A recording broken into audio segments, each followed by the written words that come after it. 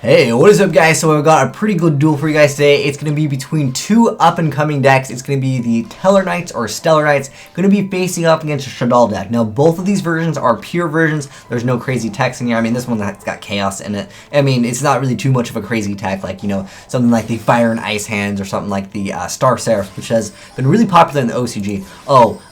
One thing that was important to notice, I didn't know about this, and I thought it was kind of good to mention. If you go for your Squirming Fallen Shadow or Facing the Shadows, and you send Falcon, I didn't know if Falcon didn't have any targets in the graveyard, he can technically target himself, even though there's no targets. Something would be an example like if Lumina wants to activate her effect, there still has to be a target in the graveyard, whereas this card, it does not need that. But he goes ahead and tries to make King of the Feral Imps because the TellaKnights are all about spamming the rank 4s as quickly as possible. The Shaddolls are all about maintaining a bunch of free advantage while stunning your opponent. So Fiendish Chain is going to be really good for the TellaKnights. He makes this one XYZ. Looks like he's probably going to make it right now. I don't know who wins yet, and he's going to go ahead and make this card. Let me briefly talk about this card because I don't think a lot of you guys know what this does, but it's TellaKnight Trivial. It requires 3 level 4 TellaKnight monsters, and you can't special summon monsters except for TellaKnights the turn it's summoned. And then when it is XYZ summoned, which is the main effect that you want, return all other cards on the field to the hand. Once per turn, you can detach 1 material from this card. You can send 1 random card from your opponent's hand to the graveyard, which can be bad if it's against certain decks, but that other effect, that first effect, is really good. And then because it doesn't have enough effects, if this card is sent to the graveyard while it has material, you can target 1 TellaKnight monster knight in your graveyard and special summon that target. So that really helps out against Midrash had it had its effect. And that's going to be really great for cards like Fiendish Chain or perhaps other cards that he's playing. Maybe he's playing Decree, I have no idea. But you know, just being able to bounce everything back and just resetting, re-abusing Fiendish Chains is always good in Yu-Gi-Oh! Breakthrough skill, really popular card as well. This card is basically used as kind of like an extra pot of avarice, if you will. It puts all the Shaddolls back so you can use your Shaddoll fusions, that's why he's playing it. And also when it declares an attack, you get to dump 1 card to the graveyard, so you get to like pop something, or you can, you know, special summon with a Falcon. It's a really good card, but it does kind of leave you vulnerable, and I don't know why would you make Black Ship of Corn? Because if you guys didn't know, this card has the effect of if this face-up card would leave the field, banish it instead. He decided to make a Black Ship of Corn. I really have no idea why, because it needs to be sent to the graveyard to inflict that 1,000 points of damage. So just a little tip for you guys if you're looking to get, I guess, better at this game. And it's going to get Fiendish Chain again. That Fiendish Chain is just so strong. I don't know if I would have Fiendish Chained this because Shaddoll Fusion's what you want to get rid of, but maybe he's like, you know what, I don't think he has it. Because you want to be able to stop Midrash, because that will completely shut down the TellaKnight player unless he happens to have a Fiendish Chain. But he's going to go ahead and make this card again, and he's going to go ahead and activate Facing the Shadows. Going to be able to flip that card, return the card to the hand, and then he's going to be able to actually get rid of that card. That's really good for our Shaddoll player. I mean, this card is really where it comes down to. This card is so good, and that other card definitely hurts Shaddolls because making it so the monster returns to the extra deck won't make it so the Shaddoll gets its effect, because the Shaddoll, the fusions always are able to add a Shaddoll spell or trap card when they're sent to the graveyard, so that will definitely hurt them quite a bit. Or just banishing them in general will definitely hurt them a lot, because they want their Shaddolls in the graveyard. Shaddoll Fusion, there's Midrash coming back into the game, and that card just, it wrecks things, it really does. And if Fiendish Chain is activated, not that it really matters because he's popping it anyways, but yeah, that Fiendish Chain, getting double uses out of it was kind of good, but unfortunately, yeah, he got wrecked by the Shaddoll card anyways that is able to pop, which is the Shaddoll Dragon. So not looking too good for our other player over here. I like how there's a continuous on this. So it doesn't matter that he's only going to be able to special summon once per turn, because Chaos Sorcerer just going to go ahead and banish that. That really saved him, I think. Without that, I mean, he obviously wouldn't be able to make this extensive play. He's going to go for a Delathros, which lets him just pop a card, which is, I mean, you don't really get to take advantage off of Shaddolls too often, because if you pop them, they're going to get an effect. If you attack them, they're going to flip and get another effect. So you're going to go ahead and go for Falcon, going to bring back the Dragon over here. That's going to help him out a lot. And since he controls the monster with the extra deck, he can just dump the cards. Oh, he's playing Wolf in here. That's an interesting tech. I briefly looked at their decks, and it looked pretty pure. I mean, there might be a few cards of difference. Going for Catastrophe to get rid of that. That's an interesting choice, because that still special summons that anyways. I don't know, maybe Midrash would have been a better option, because you don't want the TellaKnight player to be able to special summon like more than once. And since he had the other card, which one is it? Is it this one? It's one whenever it's special summon, you get to special summon another one. Let me show you guys that one. I think it was it this one? There's one of them, when it's special summon, you can special summon another TellaKnight. I want to find out that name. I haven't read all their names yet, but I know what they do. It's you can only, if this card is summoned, you can special summon another one from your hand. Okay, except for another copy of itself. That's the one that was able to let him just special. Oh, it's super poly activating in response to that. Going for mid-rash. Okay. Oh, BLS coming. See, that's what really saved him from this duel, is being able to just go for that one monster that's going to get rid of that monster that makes it so he can only special summon once. And he can just attack over mid-rash, so it didn't really matter at that point. But yeah, just having the Chaos monsters definitely helped him out. That definitely made his deck so much better. But another Nephilim's coming out and a free wolf. It's just too much pluses. And is he going to be making 101? Let's see if he makes, because he wants to probably, you know, not have to deal with this.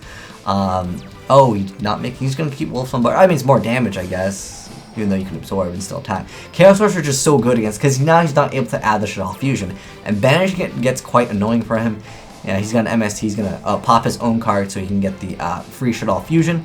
And then let's see if he. No, not gonna activate it. Hold on, because he controls something from the extra deck. Why the heck is he not activating this? I'm gonna find out for myself.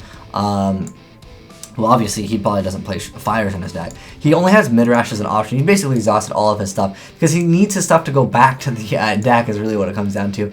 And I'm guessing he doesn't have enough targets for mid-rash.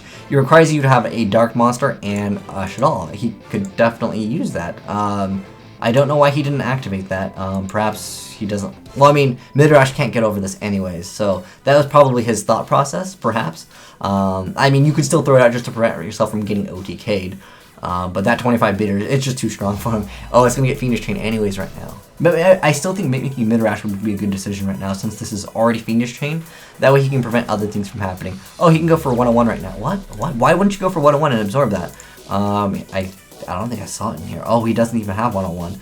But he's got Tempest Magician. Interesting choices over here.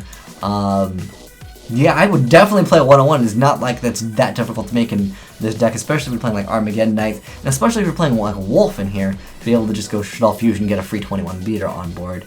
Yeah, I would highly recommend him playing 101, but, oh, poor Stellar Deneb. He's going to be able to bring out this.